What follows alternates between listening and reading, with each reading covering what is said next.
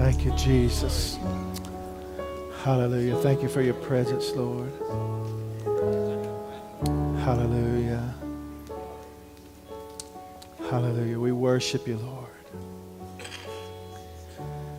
We worship you, Lord. Hallelujah. Worthy is the Lamb. Thank you, Lord. Hallelujah. Thank you for shining your glory and your presence down on us, Lord. Hallelujah. I believe you've changed things that none of us could have ever changed. I give you praise for that. Thank you for moving by your Spirit, Lord. God, I know that you want to continue to move. I know that you've given me a word for this church this morning. And God, I thank you. Thank you for your anointing that's already present. Thank you for a worship team that leads us into your presence, Lord. Hallelujah, Lord. We exalt you. We lift you up. And Jesus, you made us a promise in your word. You said that if we lift you up, you draw all men unto you. So right now, as pastor of this church, I lift you up so you draw all of us to you this morning, Lord. Every single one of us needs to hear this word, and every single one of us needs to think about this every single day. Because, Lord, every single day we walk by people that are lost. And unless they accept you as their Lord and Savior, they're going to bust hell wide open. And, God, we don't want anybody to go there. You said you came to seek and to save that which was lost. You don't want anybody to go there either. So, Lord, as we open up your word, I pray that you would just move by your Spirit. Help me to remember everything that I've studied, everything that you've spoke to me. And I give you praise for doing what you said you would do. Because it's all about you, Lord. It's not about me. It's not about anybody else, Lord. It's all about you. And I give you praise and I thank you for everything that you've done in Jesus' precious name. Amen. Hallelujah.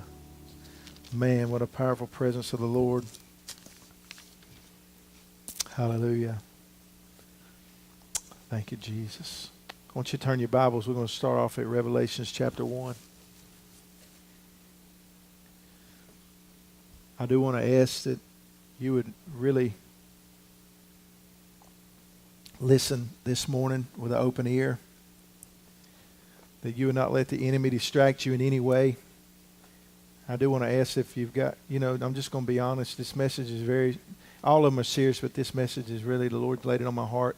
If you do have a child and they start getting upset or loud, just please take them out. And that'll be fine. We don't mind that, and then bring them back in. Or if you got a grown-up that gets loud or something, take them out too if you need to. Amen. Because I want you to hear this word this morning.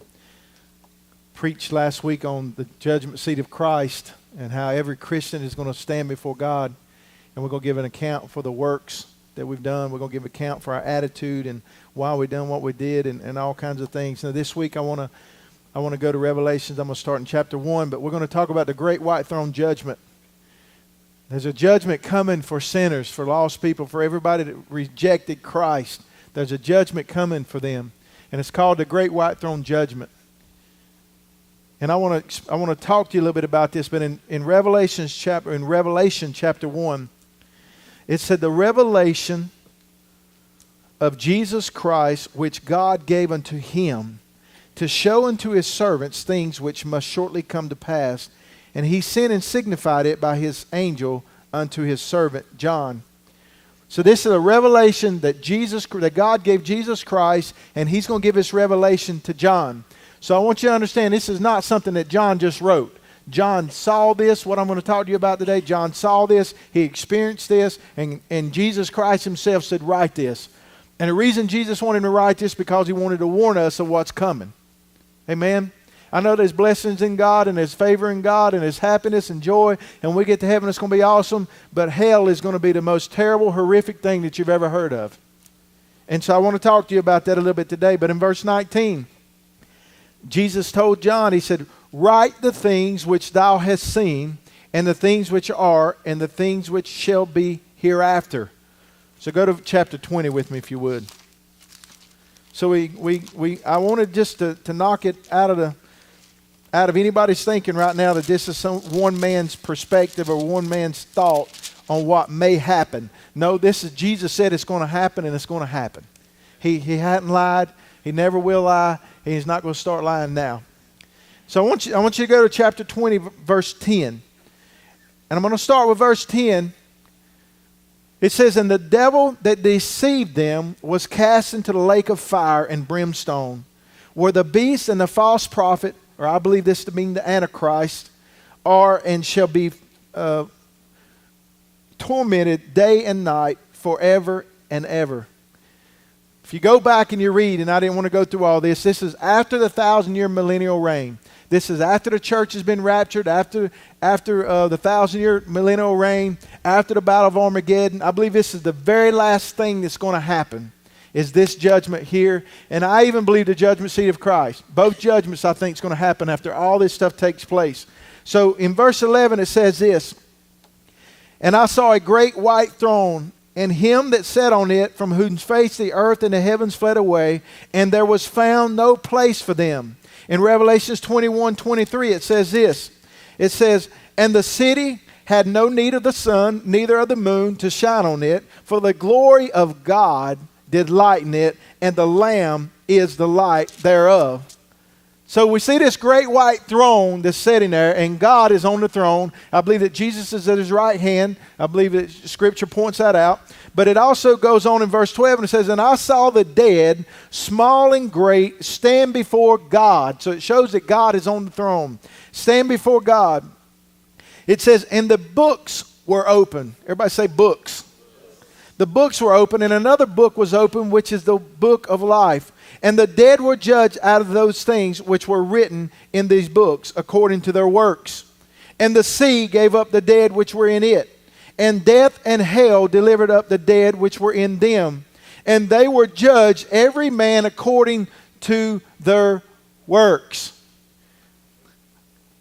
Verse 12 says that I saw the dead, small and great. I want you to understand this. This is every person that did not accept Jesus Christ is going to stand at this judgment. We're going to stand at ours. They're going to stand at this judgment. Small and great, it doesn't matter how insignificant your life was, or how insignificant you think your life was, or how great you thought your life was. Every single person is going to stand before God this day. We're not going to be able to lie our way out of anything. We're not going to be able to deceive. God knows everything. And it says that he opens the books. Now, I believe the books to be the book of law, the Bible, and I believe it to be the book of our life, or their life, because I'm not going to be there. I can promise you that. He says that we are going to be judged, or they're going to be judged by the works that are in those books. You say, "I thought we were saved by grace." We are saved by grace. And it's not of works lest any man should boast. But then the very next verse says, "But we are created to do good works." So works has a lot to do with this right here, this judgment. And these people, their works were evil. Their works were bad. Matter of fact, in one scripture it says that many came to him and said, "Lord, Lord, did we not cast out devils in your name? Did we not speak in tongues in your name? Did we not lay hands on the sick and they recovered? Do this in your name?" He said, "Depart from me, you workers of iniquity, I never knew you." It was their attitude and the way they did things. Now, I personally believe that these two judgments, I believe that the Christians are going to be judged first. The judgment seat of Christ is going to take place first. And then I believe that this judgment is going to take place. Now I want you to look at Matthew 25. It's talking about we're going to be judged by our works. And these are just a few things that I believe we're going to be judged by. Now it doesn't matter if you do if you do these things, that doesn't automatically say that you're going to heaven. It just says that you're doing some good things. But I want you to look at Matthew chapter 25 and verse 31. Matthew 25, verse 31. Some of you have heard me read this before, but I want to read this to you. I want you to get this. It says, "When the Son of Man shall come in his glory, and all the holy angels with him, then shall he sit upon the throne of his glory. And before him shall be gathered all nations, and he shall separate them one from another, as the sheep divideth his sheep from the goats. And he shall set the sheep on the right hand, but the goats on the left hand." Verse 34 is very important to us Christians.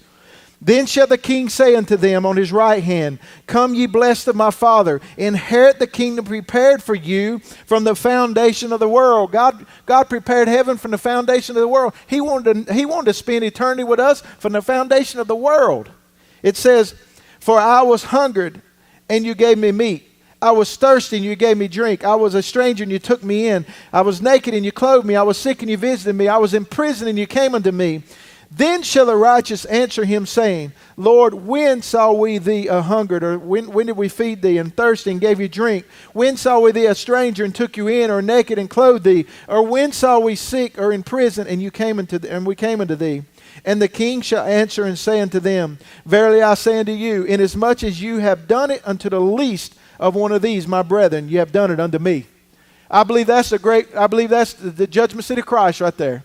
That's where the Christians are going to be judged. Not just by that. There's a lot of other things. I believe we're going to be judged by our whole life's work. Everything, we're going to be judged by that. But I believe that we are not going to see the people go to hell. You hear what I'm saying?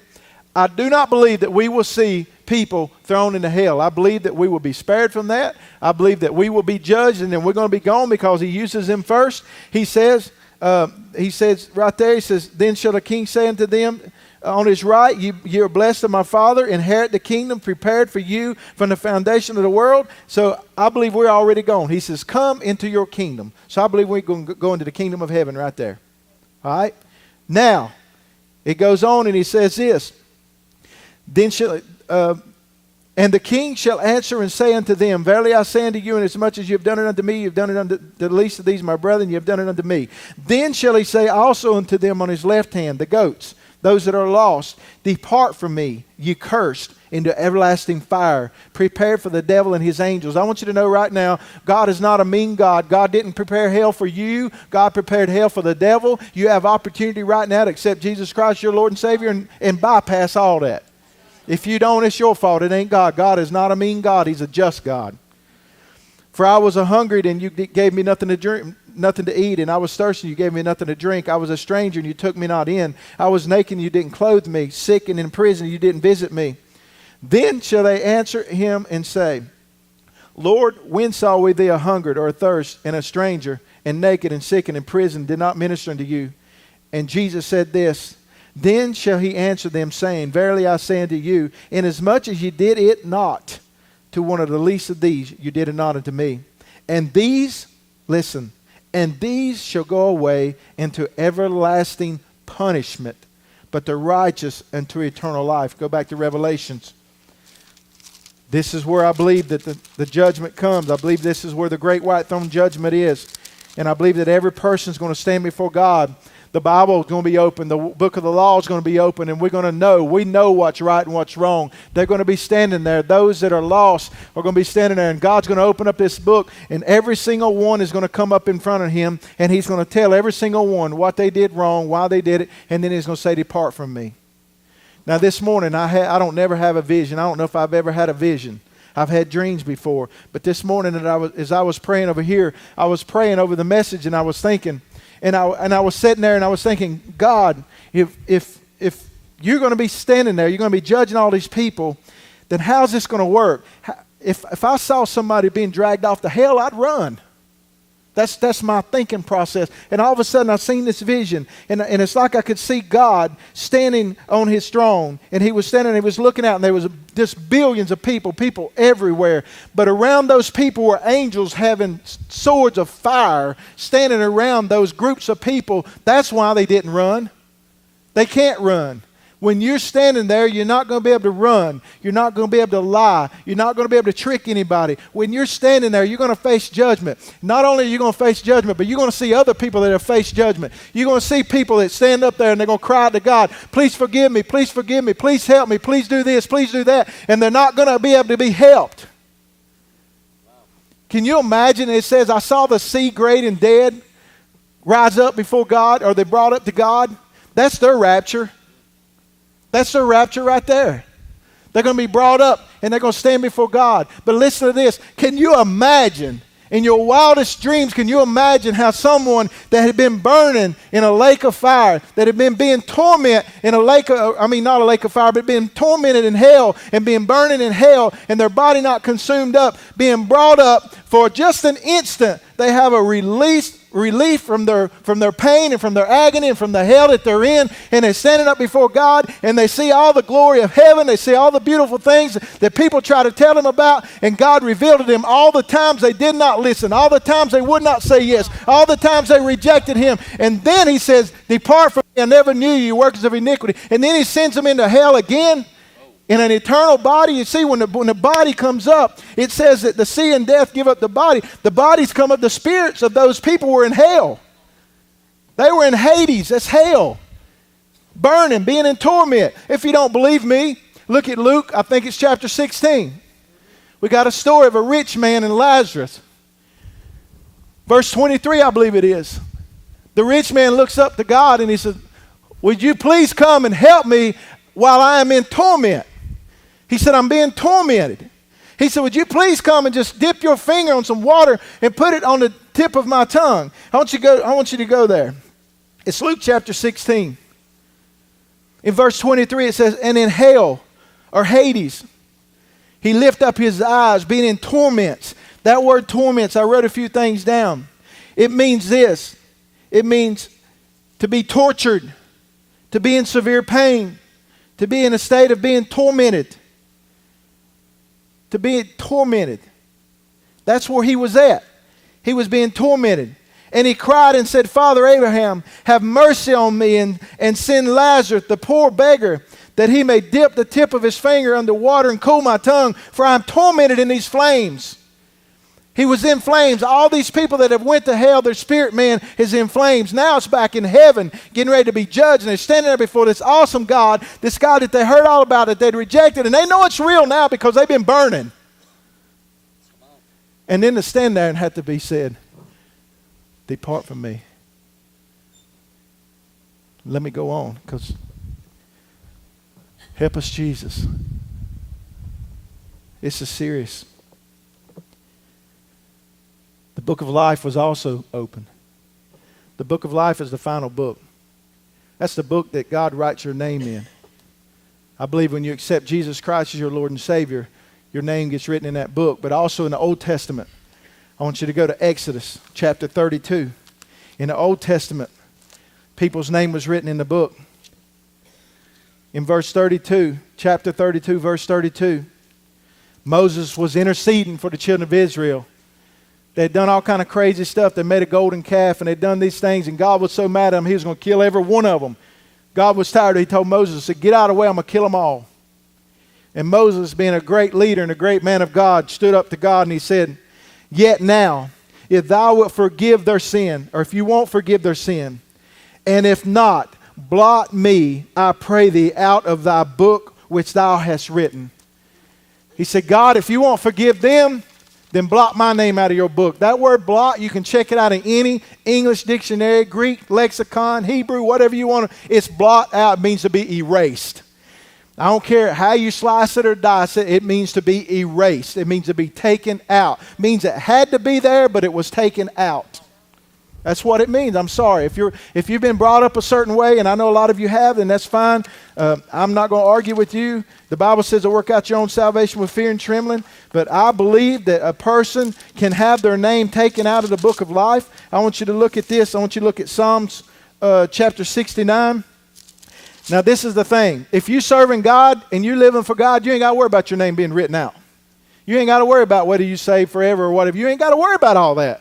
That shouldn't be in the equation. Why should people hang their theory on once saved, always saved, or eternal security, or you can lose your salvation? Why would people even hang their theories on that? If you serve God and live for God, you don't have to worry about it. Shouldn't even be brought in the equation. The only reason that was ever brought up is because people wanted to think they could live any way they want to live and still go to heaven. I mean, that's just the truth. I'm just being honest with you. Don't get mad at me. I love y'all. I'm just going to preach the truth, and if you see it another way, then that's fine. Work out your own salvation, fear and trembling. But I want you to, this is going to really blow your mind. This is what David, a man after God's own heart, said against his enemies. Y'all ready? He said, let their table become a snare before them. And that which should have been for their welfare, let it become a trap.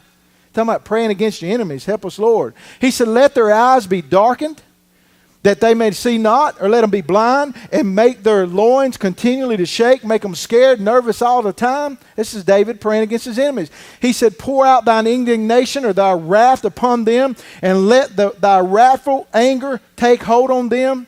Let their habitation, or where they live, where they dwell, be desolate, and let none dwell in their tents. Don't let none of them even have a tent to sleep in. That's what David's praying over his enemies. Hallelujah. And then he says in verse 26, for they persecuted him, that this is talking about the Messiah, talking about Jesus, for they persecuted him whom thou hast smitten, and they talk to the grief of those whom thou hast wounded. Add iniquity or sin unto their iniquity, and let them not come into thy righteousness. David's saying, I don't even want them to be saved. Help us, Lord. He was mad, wasn't he? Why y'all looking at me like that? It's in the Bible. I didn't write it. I didn't make it up. But listen to verse 28. He said, let them be blotted out. Let them be erased out of the book of the living and not be written with the righteous. David said it. Moses said it. Your name can be blotted out. Now I'm going to stop right there, and I'm going to tell you again. You believe what you want to believe. You work out your own salvation with fear and trembling. But I'm telling you that I believe that a person, this is what I believe, okay? Everybody say this is what pastor believes. I believe that a person can give their life to the Lord. I believe most of them that say they give to the life to the Lord, they go out and do whatever they want to do, never got saved to begin with. That's what I believe. But I believe that a person can give their life to the Lord, and I believe they can totally turn their back, just like Demas did. I mean, it's in the scripture. I believe they can totally turn their back, and I believe their name can be wiped out of the book of life. That's what I believe. If you don't believe that, fine. Don't get mad at me. I'll still love you. You're supposed to still love me, right? All right. So here we are. They're judged by their works. They're judged by what they've done. They've judged because they didn't accept Jesus Christ as their Lord and Savior. Amen? Then it goes on and it says, and death and hell were cast into the lake of fire. Satan's already cast in the lake of fire. The false prophet, the Antichrist, is cast in the lake of fire. Now it says death and hell. Why was death and hell cast in the lake of fire? Well, hell, we don't need it anymore. Because there's a lake of fire. And everybody that's unrighteous, everybody that's not saved is going to be there. Death, this is what I believe. Now this is what I believe, okay? I believe that death is all sickness, all disease, all famines, anything that causes destruction, it's going to be cast in the lake of fire. Why? Because we ain't going to need it no more. We're going to be hanging out with Jesus for the rest of our life. Death's going to be conquered. Oh, death, where's thy sting? Oh, grave, where's thy victory? It's gone now. It's gone forever. It don't affect us as Christians, but it ain't going to affect them because they're going to be cast into the lake of fire. Y'all with me? Hallelujah. It says, and death and hell were cast into the lake of fire. This is the second death. The lake of fire, they called it Gehenna. Gehenna was a valley out near Jerusalem that they burned. It was a trash dump. They took all their trash and they put it in this valley called Gehenna, and that's where they burned all their trash, and it stunk. And there was always smoke going up. And so they equated that to hell. I mean, to the lake of fire. A continuous fire. It's never going to go out. It's never going to go out. You're never going to get free from it. You're never going to not be in torment and in pain and all this stuff. I believe personally that you're going to see that you're going to be in hell. See, the thing about hell is that the sinner will always remember, but the Christian will forget. Amen. Sinners will always remember the earth. What they did. If there's an alcoholic, this is what I believe. I believe you're going to have a bottle of Jack Daniels sitting right there at your mouth, and that drop's going to be right there, and you're going to want it so bad. That's torment, ain't it? Or you're going to be a crackhead. And that crack rock's going to be sitting right there with a pipe, and you make it smell it, but you can't smoke it. Or you may be an adulterer. Maybe adultery caused you to go to hell, and you're going to see that person that caused you to go to hell. I'm just saying that's what I believe. That'd be torment, not counting the pain of the burning sensation that you're going to feel and all the stuff that you're going to feel that's going to go along with it. Hell is for real, church. We don't talk about hell enough. We talk about heaven and how sweet heaven is. Hell is a terrible place. Hell's going to be cast into the lake of fire with the devil. Do you want to spend the rest of your life with Satan and the false prophets and all these ungodly people? That's where you're going to be if you don't accept Jesus as your Lord and Savior and serve Him. This place should have been full of people that's not ready to meet Jesus. Because this is the message we all need to hear. Verse 15, and whosoever was not found written in the book of life was cast into the lake of fire. I don't care how good of a person you are. I don't care all the good deeds you do. If you hadn't accepted Jesus Christ, your Lord and Savior, you're not living for Him, you're not going to heaven. And that hurts my heart to say that. Because there's going to be a lot of good people. I'm talking about a lot of people that would do all kinds of good and all this stuff, but had never accepted Jesus Christ as their Lord and Savior. I watched this thing on YouTube this week. This man witnessing to this young man, doing the way of the master on him and using it with, and this was a good young man. This man didn't do all kind of crazy stuff. I mean, he was a good young man. But he said, I just don't believe in this God stuff. I don't believe in heaven and hell. I believe that we're just going to be immortal and we're going to go from here to here to here and all this crazy stuff that they teach you in college. But I'm here to tell you, there's some of you in here, you may believe that too. You may have in your mind that there's not really a hell. All this church stuff, that's for my wife and the kids, but I'll go hang out with them. But this ain't really for me. I'm going to tell you what, you'll be wishing you'd listen to your wife and your kids one of these days. You've been wishing you'd listen to this bald-headed preacher that you thought was screaming at you and being mean to you, that was trying to love you while you're on your way to hell. Can you imagine what it's going to be like to stand before God? See, He's righteous. He is all-knowing. You cannot lie to Him. You cannot fool Him. You can't trick Him. He knows. You ain't going to be able to scam God like you scam me and other people. And He's going to show you time and time again the opportunities you had to make it right. Even Christians, people that call themselves Christians, maybe people that even served God at one time and you fell out and done your own thing. Maybe you totally turned your back on God. He's going to show you how you messed up. Which I believe if you knew the way, the Bible says in 2 Peter, you can look it up. In 2 Peter, I think it's chapter 2, verse 20, somewhere along in there, he said, to know the way and then forsake it, you're worse off if you would have never even known the way. It'd have been better if you not even to know the way than to know it and forsake it. And we got people in the church that have forsaken their vow to God. They come to church, they may even pay their tithes, they may do this, may do that. They're living in sin, full-blown sin. They know they're living in sin, but they don't matter. They're still going to do it. And God says He's going to judge you for that and you will not go to heaven. Now the awesome thing is this. That's why Jesus paid the price for us. That's why Jesus came and died on a cross. Listen, He didn't just come and die on a cross so that you could live any way you want to live. That's bull. He came and died on a cross so you'd live for Him. So you'd serve Him. Your life is not your own anymore. Oprah Winfrey went to church and she said the reason she got so offended at the preacher is because she said that He said God was a jealous God. He is a jealous God. Your wife's jealous, ain't she? If your wife's seeing you flirt with another man, is she not going to be jealous and get mad? Right? What'd I say? Another man. There must be some homosexual spirits in here for me to be dealing with that stuff. Y'all need to come clean where I quit doing that.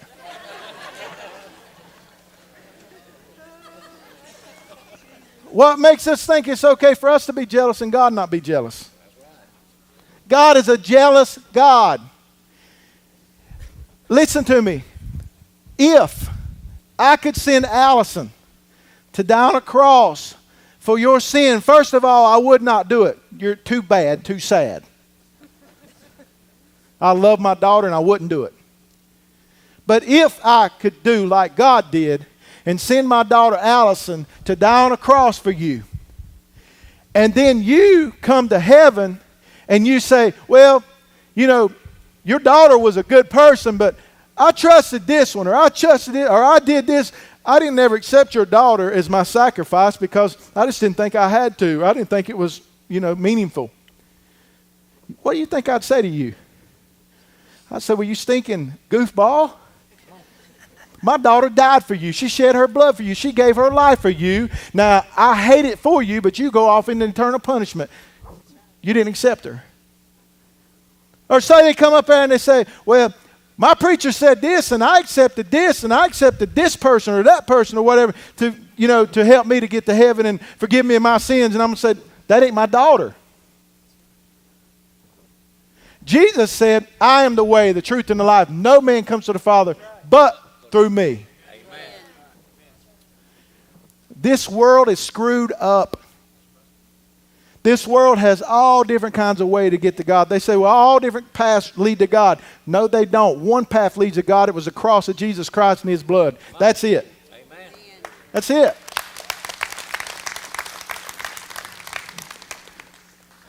I'm just going to say it. Y'all, I done went this far.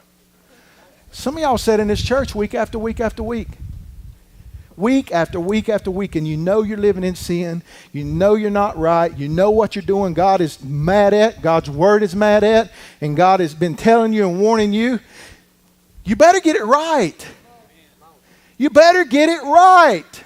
It's not worth it. What in hell do you want? What in hell do you want? There's nothing, everybody say nothing. Nothing worth going to hell for. There ain't no woman, there ain't no man, there ain't no kid, there ain't no nothing worth going to hell for. I'll be honest with you, if I heard a message like this and I was sitting in here and I was living in sin, I'd look at the person and say, look, you get your life right or I'm done. Taking my jacket and hitting the road. I ain't going to hell for you. That's what some of you need to say to somebody around you. This is how serious this is. They say they love you, but you're going to hell for what you're doing. That's love. Boy, I'm glad somebody don't love me like that. This is serious, man. This is serious. This ain't playing games. Everybody says they believe in God. Everybody says they believe in God. Go talk to them. Go out on the street and you talk to the biggest drunk. Oh, I believe in God. Then the Bible says the devil believes and trembles, but he ain't going to heaven. Come on, this is a narrow way. He says narrow is the way that leads to heaven, but broad is the road that leads to hell. It's a narrow way, a narrow path. Come on, preacher, you one-sided, you one-minded, you too narrow-minded. You dang right I'm narrow-minded because it's a narrow way. It's his way or the wrong way. And some of you are really good people sitting in here, but I'm afraid you're going to go to hell. I'm serious. Because you hadn't truly accepted him and repented from your heart and changed your ways. You come down to an altar or somewhere here, there, wherever, come down to an altar and you got up and you stayed the same way you was, you did not get saved.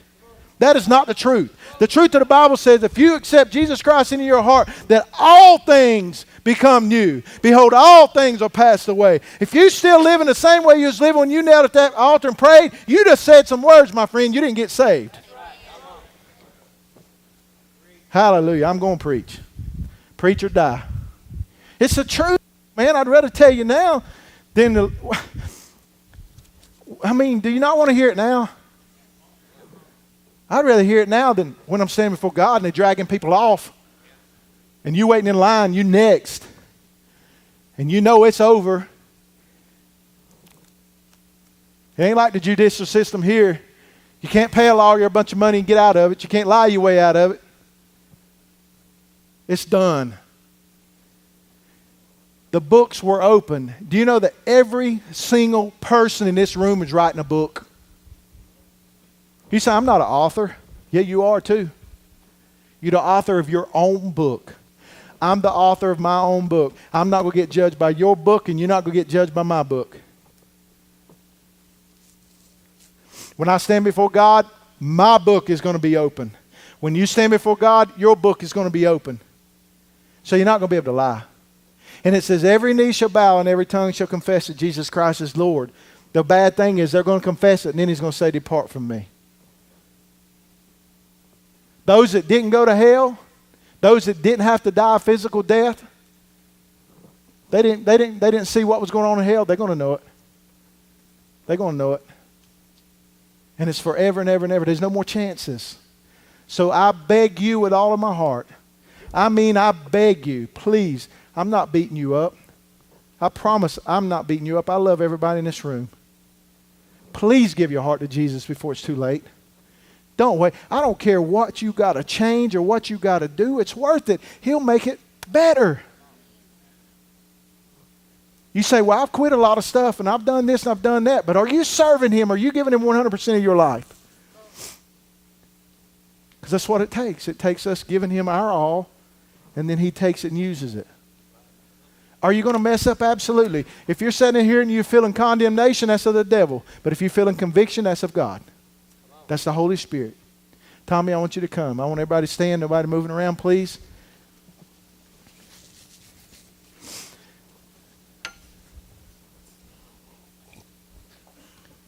You just heard the truth about what I believe is going to take place in the final judgment, the great white throne judgment of God.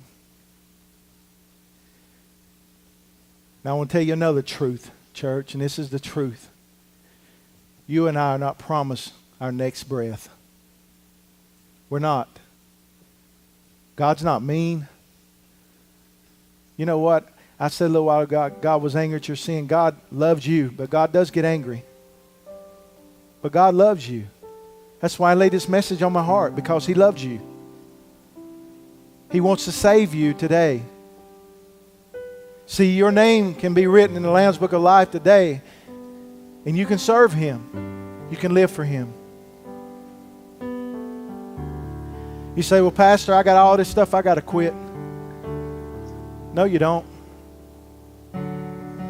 Because you can't quit it anyway. If you could, you would already quit it. See, you need His help. You say, well, I tried it before. Well, you didn't hang in there. Because He said, I'll never leave you or forsake you. If you left Him, that's your fault. He didn't leave you. I believe with all of my heart the Spirit of God is moving in this place. And He's trying to draw those that have never accepted Him back to Him. I believe He's trying to draw some of you that are backslidden, that you've allowed sin to come in your life. You know it's sin. You know it's wrong. And you know the Bible says you'll go to hell for it. You know that you'll stand before the great white throne judgment. But I'm praying God's mercy over you this morning. I'm praying that you'll get it right. Now I promise you this. There's nobody going to ask you, why'd you go to the altar? What are you praying about? It ain't nobody's business. I don't even want to know. That's between you and God. They won't nobody embarrass you. I give you my word. They will nobody embarrass you. But I'm going to ask you right now, everybody in the sound of my voice, everybody bow your heads. Christians, intercede. Pray. There's people standing in the gap right now. The Holy Spirit of the living God is convicting you right now. And you say, Pastor, I'm not sure I'm ready to meet the Lord. Or I know I'm not ready to meet the Lord. I used to know Him, and I know that I'm not serving Him. Or I've never known Him, and I want to give my life to Him. If you're in this room right now and you know that you're not ready to meet the Lord, I want you to come. Nobody's going to bother you. Nobody's going to hurt you. The Holy Spirit of God is here to save you, to deliver you, to help you. Come on. He wants you. He loves you. It doesn't matter how long you've been going to this church. Don't matter what you've done in this church. If you're not right with the Lord, this is your time to get right. We're not promised tomorrow. The rapture could take place. You could die. We're not promised tomorrow. I want you to come as Tommy sings. Thank you, Jesus. Move by your Spirit, Lord. Move by your Spirit, Lord. Thank you, Jesus. Hallelujah. Hallelujah. Thank you, Jesus. Amazing grace, how sweet. Come on, church. You gonna wait another day? You going to let God look you on a great white throne judgment? Say March the 23rd, 2014. Pastor Scott Man preached a message. He told you what was going to happen and you still didn't listen. Are you wanting God to do that? Was blind, but now I see. I'd a whole lot rather than say March 23rd, 2014. You accepted me as my Lord and Savior. Now you come on into my kingdom. That's what you want to hear. Don't sit back and worry about what everybody else is thinking about you. Come on, these altars should be full. I know they should be full. Jesus, move by your Spirit.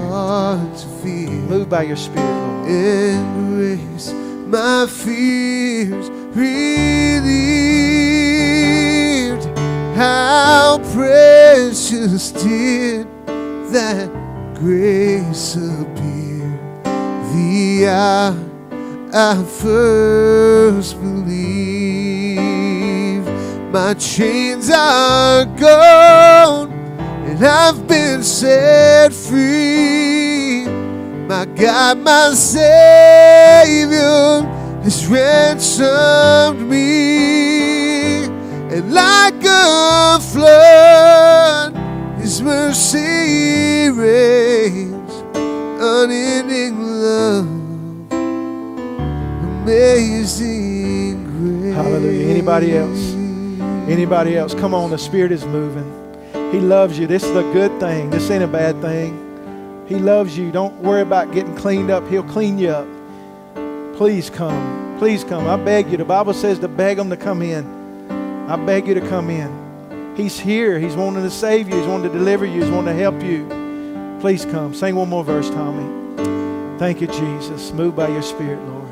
The Lord, hallelujah, has promised good to me, and His word my hope secures.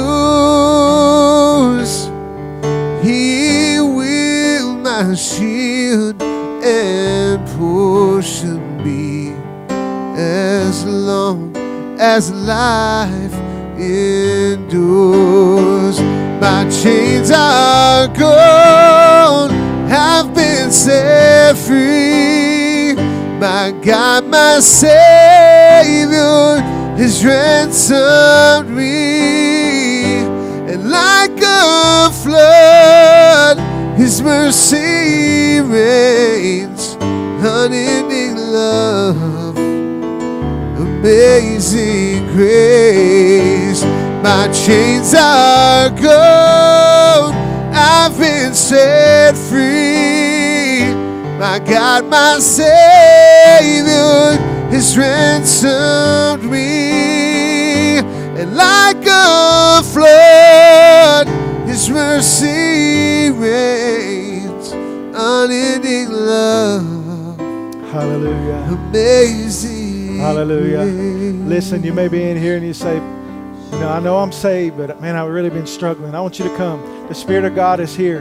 I'm not trying to drag this thing out. This is the Spirit of the Lord. I'll stay as long as it takes.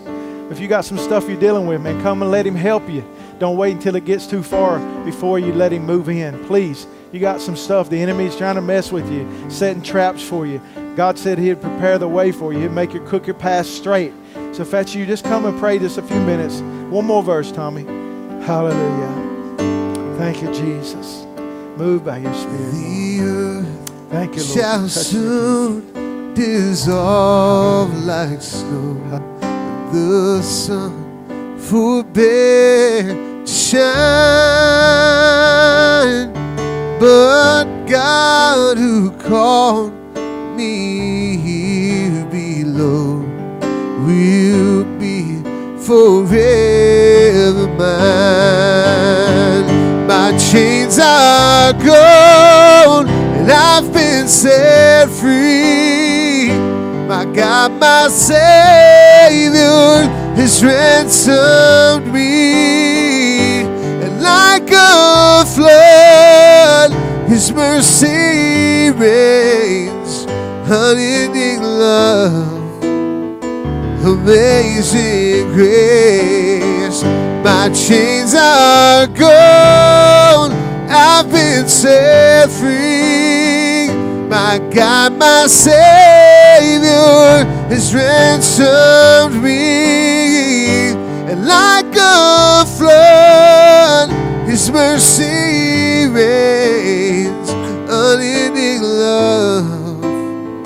Amazing grace. When we've been there 10,000 years, bright shining as the sun, we've no less days to sing God's praise than when we first begun. My chains are gone, I've been set free. My God, my Savior has ransomed me. And like a flood, His mercy reigns, unending love, amazing grace. My chains are gone, and I've been set free. My God, my Savior has ransomed me. And like a flood, His mercy reigns, unending love, amazing grace. Hallelujah. Unending love, Yes. amazing grace. Hallelujah. Your Thank unending you, love, Jesus. Thank you for your grace. amazing grace. Hallelujah. Thank you, Jesus. Thank you, Jesus. I cover every one of these that's been up here for any type of prayer, Lord. I cover them in the blood of Jesus, and I claim the precious power of the Holy Spirit to keep them, to minister to them. You said you're able to keep us from falling, to keep us from falling away. Lord, use them. God, I pray that you'd put people that should be in their path, God. Godly people, people that are spiritual, people that have their best interests at heart, Lord. And God, I pray that some of these that are up here, I know they've got probably some bad influences in their life. God, I pray that you cut those ties, that they'd be willing to cut those ties, Lord. Not that they don't love those people, but they're just not good for them right now, Lord. God, I pray in Jesus' name that you move by your Spirit. Continue to touch the hearts, Lord, those that have been changed today. Hallelujah. Church, I want to talk to you for a minute. If you've come up to this altar, you've made a profession of faith, then I want to help you. This church wants to help you. This is not a perfect church. This is not a church of perfect people. There's not one. But we have things set up that will help you. Right now we're doing Genesis on Sunday morning for Sunday school. You need to be in Sunday school. You need to come. Everything's in this sanctuary right here. As soon as that's over with, we're going to have a new converts class, a new beginners class. And that's a 9-week course. I challenge you to hang out in this Genesis class, learn all you can learn about the Word of God, and then get in this new converts class. Get involved with the people in the church. Get connected. You need to come on Wednesday nights. We have a good crowd, but we could have a larger crowd.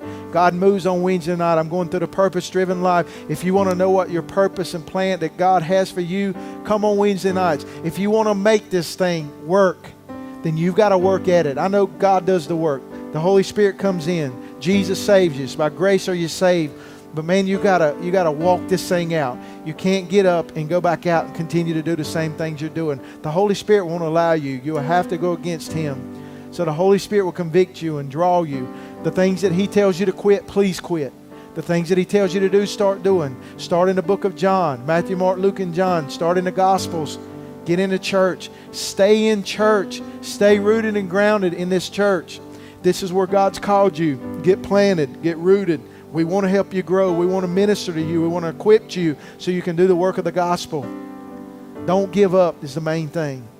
Don't let the devil tell you this ain't real. It is real. You know if the devil says it ain't real, it's got to be real because he ain't nothing but a lie. Everything comes out of his mouth is a lie. If you accepted Jesus Christ as your Savior this morning, if you repented of your sins and you truly meant that, then you got saved, my friend. Your name is written in the Lamb's Book of Life. Hallelujah. Thank you, Lord. If you came up here and the enemy's been struggling, you've been struggling because the enemy's been fighting you and been persecuting you, Well, listen, the Bible says to count it all joy when the enemy does this, because great is your reward. God's got this. Don't give up on Him. Life throws us all kind of curves. We go through all kind of things, but I promise you, God is not sitting up in heaven wringing His hands saying, oh my Lord, I can't believe this is happening to Scott Mann. He already knew it was going to happen. He's got a way for it to escape. Hang in there. Talk to somebody. The Bible says we overcome the devil by the blood of the Lamb, the word of our testimony. We love not our life unto death. Tell somebody what happened today. That's the first thing the devil's going to tell you not to do. Don't you tell nobody. You keep us a secret. Make sure it works. No, you go tell somebody and it will work. You go tell. He said to go tell. Be a witness unto Him. Father, I pray that you to fill this group with your Spirit. Fill them to overflowing, Lord, so they can be overcomers. Let them walk in victory, Lord, not in defeat. God, help them to reach out when they're struggling. And give us a voice in their life, Lord, that we can help them and correct them and love them and nurture them.